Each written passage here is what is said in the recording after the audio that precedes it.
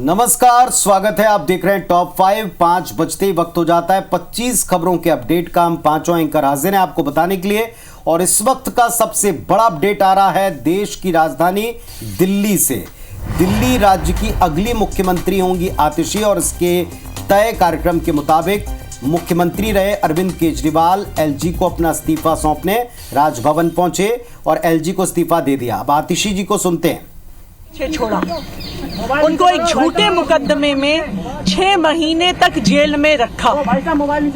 Supreme court ने न सिर्फ अरविंद केजरीवाल जी को बरी किया, बल्कि बहुत तीखी टिप्पणी करी केंद्र सरकार की एजेंसीज पर कि केंद्र सरकार की एजेंसीज पिंजरे में बंद एक तोते की तरह हैं और अरविंद केजरीवाल जी की गिरफ्तारी गलत थी, एक दुर्भावना के तहत की गई थी।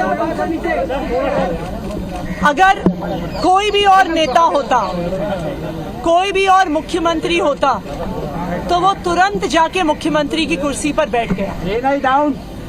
लेकिन अरविंद केजरीवाल जी ने जो फैसला लिया, शायद ही इस देश के इतिहास में, मैं कहूंगी इस दुनिया के लोकतांत्रिक इतिहास में किसी नेता ने लिया होगा।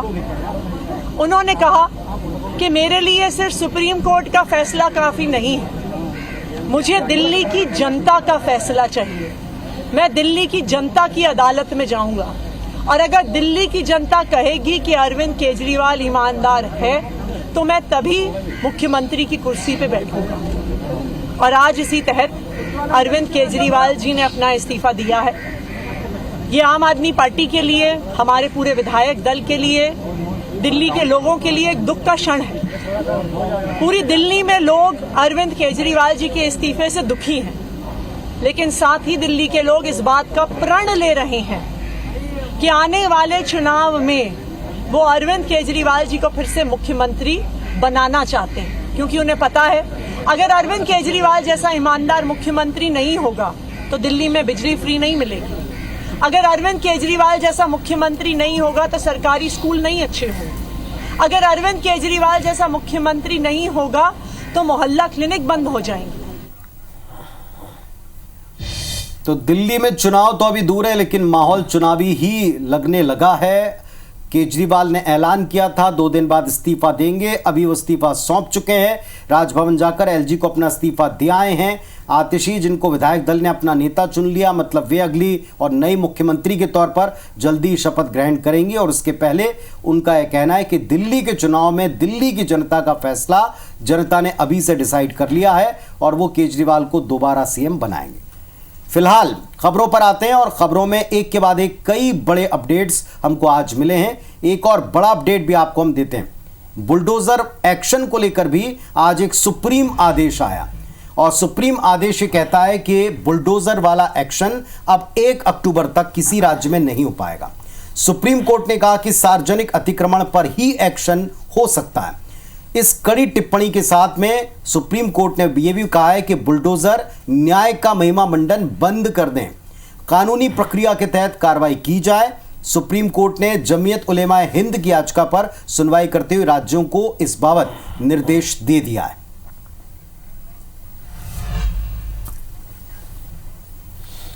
प्रधानमंत्री नरेंद्र मोदी आज भुवनेश्वर पहुंचे। सीजेआई के घर गणेश पूजा पर विपक्ष के हमले पर उन्होंने कहा कि अंग्रेजों को गणेश उत्सव से दिक्कत थी, अब कांग्रेस भी परेशान हो रही है। समाज को बांटने और तोड़ने में लगे सत्ता के भूखे लोगों को गणेश पूजा से परेशानी हो रही है। कांग्रेस और उसके इकोसिस्टम के लोग पिछले कुछ दिनों से इसलिए भड़के हुए हैं क्योंकि मैंने गणपति पूजन में हिस्सा लिया था। कर्नाटका में जहां इनकी सरकार है, इन लोगों ने भगवान गणेश की प्रतिमा को ही सलाखों के पीछे डाल दिया। इधर जम्मू कश्मीर विधानसभा चुनाव के फर्स्ट फेज में कल 18 सितंबर को 7 जिलों की 24 विधानसभा सीटों पर वोटिंग होगी, जिसके लिए पोलिंग पार्टियां रवाना हो गई हैं। जिसमें 23,27,000 वोटर्स शामिल होंगे। फर्स्ट फेज की 24 के में से 8 सीटें जम्मू डिवीजन और 16 सीटें कश्मीर घाटी में हैं। सबसे ज्यादा 7 सीटें अनंतनाग और सबसे कम 2 सीटें शोपिया और रामबन जिले की हैं। जम्मू कश्मीर की 90 विधानसभा सीटों पर 18 सितंबर, 25 सितंबर और 1 अक्टूबर को 3 फेज में वोटिंग होगी। नतीजे 8 अक्टूबर को घोषित किए जाएंगे। इधर उत्तर प्रदेश के फिरोजाबाद में सोमवार देर रात एक पटाखा फैक्ट्री में विस्फोट हो गया। इस हादसे में आसपास के 6 से 7 मकान ढह गए। मलबे से 11 लोगों को बाहर निकाला गया और अभी और लोगों के दबे होने की आशंका है। वहीं हादसे में 5 लोगों की मौत हुई है। एसडीआरएफ और फायर ब्रिगेड की टीम रेस्क्यू में लगातार जुटी हुई है। बुलडोजर से मलबा हटवाया जा रहा है।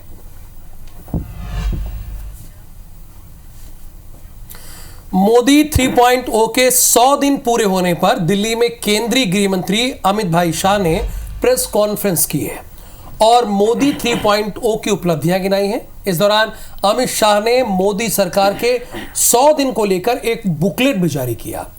शाह ने कहा कि हमारी सरकार गरीब कल्याण के लिए समर्पित सरकार है।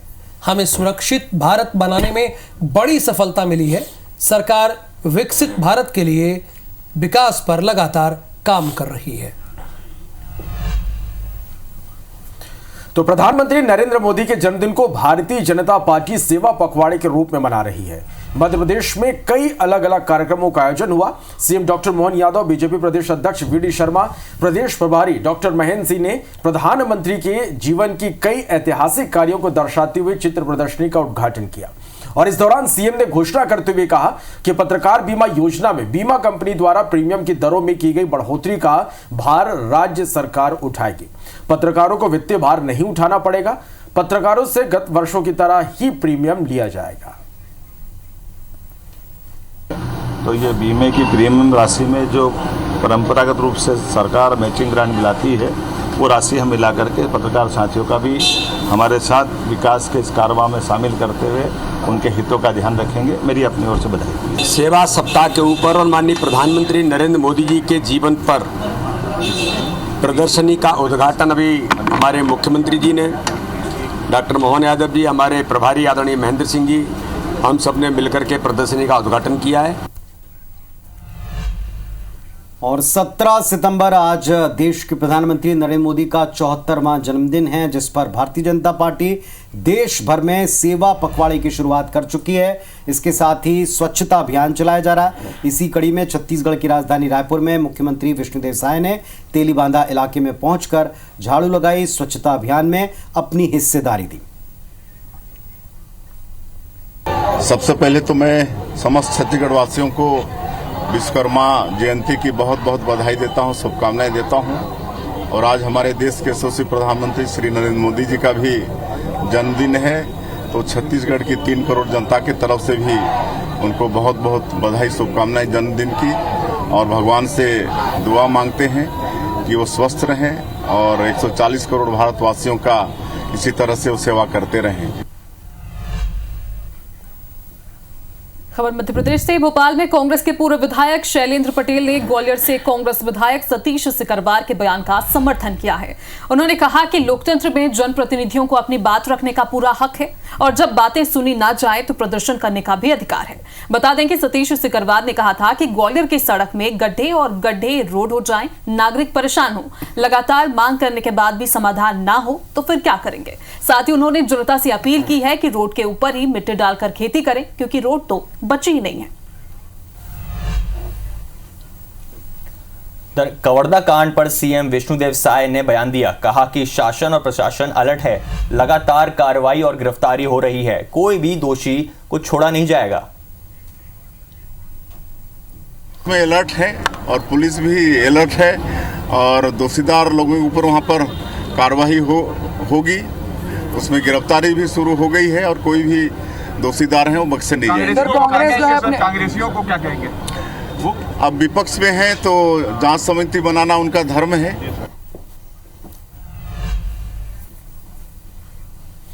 मंदसौर में कल मंदिर में पथराव मामले पर सांसद सुधीर गुप्ता ने कहा कि मंदसौर शांत शहर है, कल का दृश्य अच्छा नहीं था। शांति समिति की बैठक में आश्वासन लिया जाता है जुलूस मार्ग पर आने वाली बाधाओं पर सामाजिक सद्भाव बनाए रखेंगे। कल की घटना हुई वह अच्छे संकेत नहीं थे।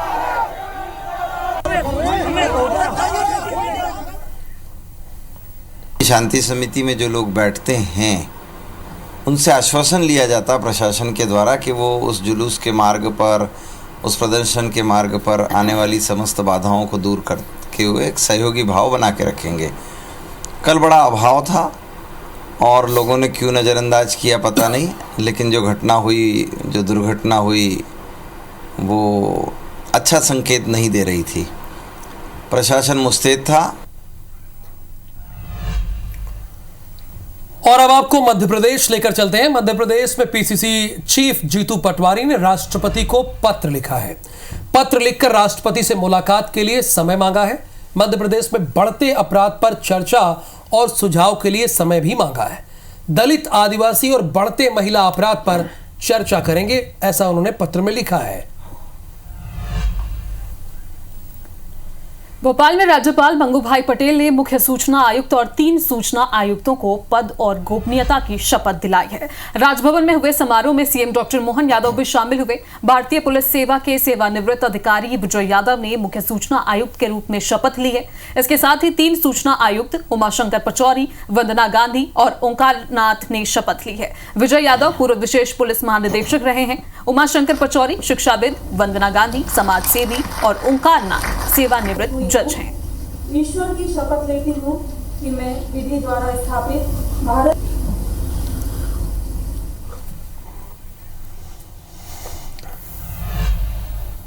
इधर छत्तीसगढ़ में सरकार ने मोर आवास मोर अधिकार योजना के तहत कार्यक्रम के तहत 5 लाख से ज्यादा हितग्राहियों को पीएम आवास की पहली किस्त जारी कर दी है। इस दौरान ग्रामीण पंचायत विकास मंत्री विजय शर्मा हितग्राहियों के साथ ही बैठे नजर आए।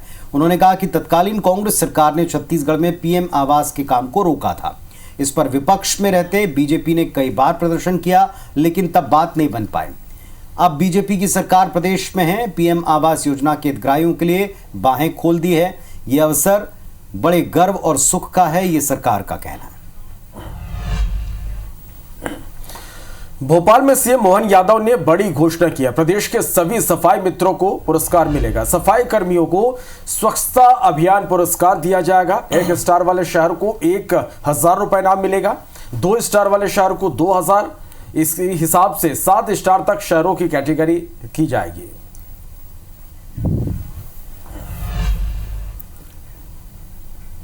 इधर अंबिकापुर में इंतजार खत्म हुआ। मां महामाया दरिमा एयरपोर्ट पर उतरा 72 सीटर विमान। लंबे इंतजार के बाद ट्रायल रन पूरा जल्द उड़ान सेवा हो सकती है शुरू। एलायंस एयर ने उतारा है 72 सीटर का विमान। खबर श्योपुर से है। कुनो नेशनल पार्क में 2 साल पहले चीता प्रोजेक्ट को लेकर एक ऐतिहासिक यात्रा शुरू हुई थी।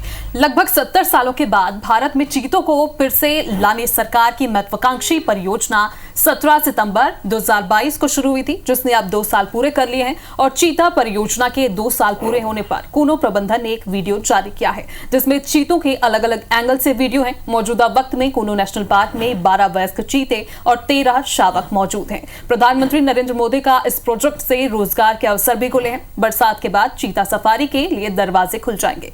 पर्यटकों का आना जाना जैसे ही शुरू होगा, वैसे ही स्थानीय ग्रामीणों का रोजगार भी शुरू हो जाएगा। एक बड़ी खबर आपको दे दें। छत्तीसगढ़ के रामानुजगंज में गौ हत्या कर मांस खाने वाले 3 लोग गिरफ्तार हुए। आरोपियों ने बचे हुए अवशेष को तालाब में फेंक दिया था। ग्रामीणों ने आरोपियों की गिरफ्तारी की मांग की है। 2 फरार आरोपियों की तलाश पुलिस कर रही है। सनावल थाना क्षेत्र के चैनपुर गांव का मामला है। देवेश दुबे सहयोगी हमारे साथ जुड़े। देवेश, बताएं जरा, फरार आरोपियों की गिरफ्तारी की तैयारी है?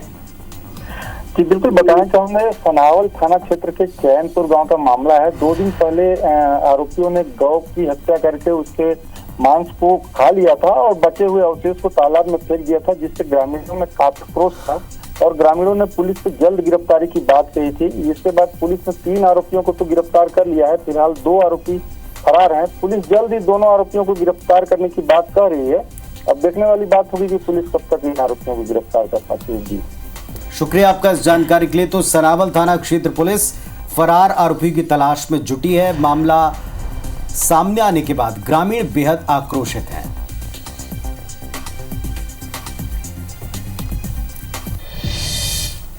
और अब आपको हम सुकमा से एक खबर का अपडेट दे दें। यहां पर हत्या मामले में जिला प्रशासन ने एक बड़ा खुलासा किया है। गिरफ्तार आरोपियों में से एक महिला भी शामिल है। मामले में पुलिस ने 17 आरोपियों को गिरफ्तार किया। जादू टोना के शक में 5 लोगों की हत्या की गई थी। मामले में सीएम साय ने दुख जताया है। मुख्यमंत्री विष्णुदेव साय ने कहा है कि दुख की बात है कि 21वीं सदी में जादू टोना जैसी बात होती है। अंधविश्वास को खत्म करने का अभियान चलाया जा रहा है। सीएम ने लोगों से अपील करते हुए कहा कि मैं लोगों से अपील करता हूं कि वो अंधविश्वास में ना पड़े। जबलपुर में पॉर्न वीडियो ब्लैकमेलिंग मामले में एक बड़ा खुलासा हुआ। साइबर सेल की जांच में यह खुलासा हुआ। हरियाणा से कॉलेज छात्रों से ब्लैकमेलिंग हो रही थी, यानी हरियाणा से यह ऑपरेट हो रहा था। एक छात्रा का व्हाट्सएप हैक कर आरोपियों ने नंबर निकाले थे। हरियाणा पहुंची पुलिस की टीम से आरोपी बच निकले। जब पुलिस की टीम यहां पर पहुंची तो आरोपी भाग निकले।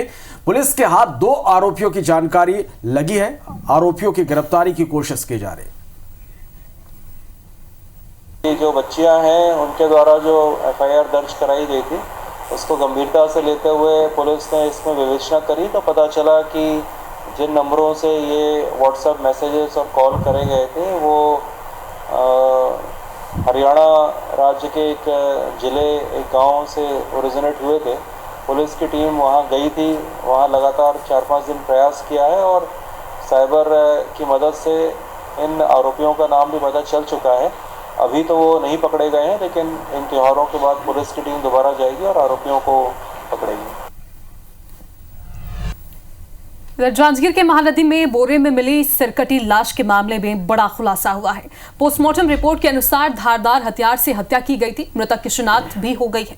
सलखन गांव का रहने वाला मृतक संतोष कश्यप बजरंग दल का कार्यकर्ता था, जिसकी मौत हुई है। मृतक के परिजन ने गांव के लोगों पर ही हत्या का संदेह जताया है। बिर्रा पुलिस संदेहों से लगातार पूछताछ भी कर रही है। संतोष कश्यप 13 सितंबर को लापता हो गया था और परिजन ने 14 सितंबर को गुमशुदगी की रिपोर्ट दर्ज करवाई थी। इधर रायपुर में युवती की गला रेत कर हत्या के मामले में बड़ा खुलासा हुआ है। आरोपी ने मृतका के एक तरफा प्रेम से परेशान होकर हत्या के वारदात को अंजाम दिया। दरअसल मृतका आरोपी और उसकी पत्नी के साथ 6 महीने से एक ही घर में रह रहे थे। आरोपी की पत्नी का किसी और युवक से अवैध संबंध था और मृतका ने दूसरे के नंबर से दोनों की तस्वीरें आरोपी को भेजी थी, जिसके बाद गुस्से में आरोपी युवक ने वारदात को अंजाम दिया। आरोपी लोकेश्वर तारक राजिम गरियाबंद का निवासी है। पुलिस ने आरोपी को गिरफ्तार कर लिया है। पूरा मामला तेलीबांधा थाना इलाके का है।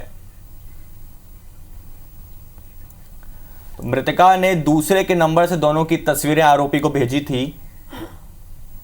दरअसल ये कल का मामला है। कल इसी वक्त 24 घंटे से ऊपर अब इस घटना को होने जा रहे हैं। तेलीबांधा इलाके में सनसनी फैल गई थी जब एक युवती का गला काटकर आरोपी फव्वारे पर बीच तालाब में जा बैठा था और अब इसमें एक बड़ा खुलासा हुआ। एक और बड़ी खबर रायपुर से। गिरफ्तार करने के लिए पहुंची पुलिस पर अटैक किया। युवक को पकड़ने पहुंची थी पुलिस, लेकिन गाड़ी पर अटैक करते हुए कांच तोड़ दिया। गिरफ्तार करने का कारण नहीं बताने पर कांच तोड़ा है। हंगामे का वीडियो भी आ चुका है। विधानसभा थाना इलाका लगता है जहां ये घटना घटी है। तो एक आरोपी की गिरफ्तारी के लिए जब पुलिस पहुंची तो कारण पूछा गया। कारण नहीं बताने पर जो कुछ हुआ वो तस्वीरों में आप देख रहे हैं। हंगामा हुआ है, गाड़ी का कांच तोड़ दिया है।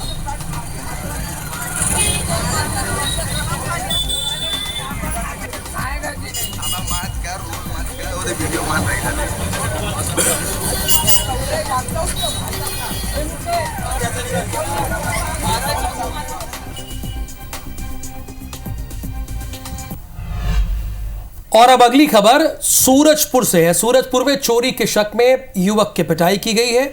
एसईसीएल के सुरक्षा कर्मियों ने युवक को पीटा है। पिटाई का वीडियो सोशल मीडिया पर वायरल हो रहा है। मामले में 4 सुरक्षा कर्मियों पर एफआईआर दर्ज की गई है।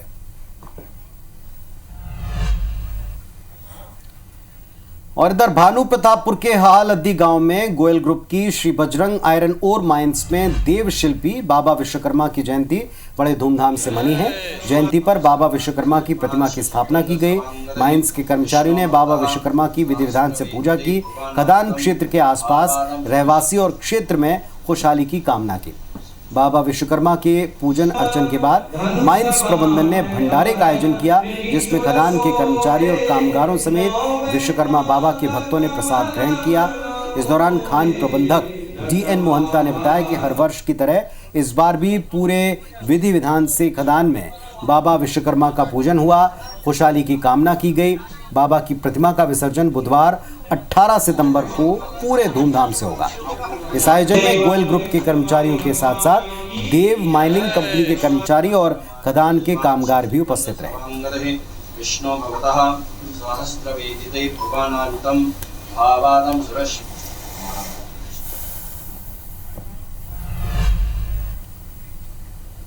तो फिलहाल टॉप 5 में बस इतना ही, लेकिन अब से कुछ ही देर बाद आपके अपने मुद्दों को लाता है हमारी मुहिम सरोकार, जिसे लेकर आ रहे मेरे सहयोगी हितेश। बस अब से कुछ ही देर बाद फिलहाल हम पांचों को इजाजत दीजिए। नमस्कार।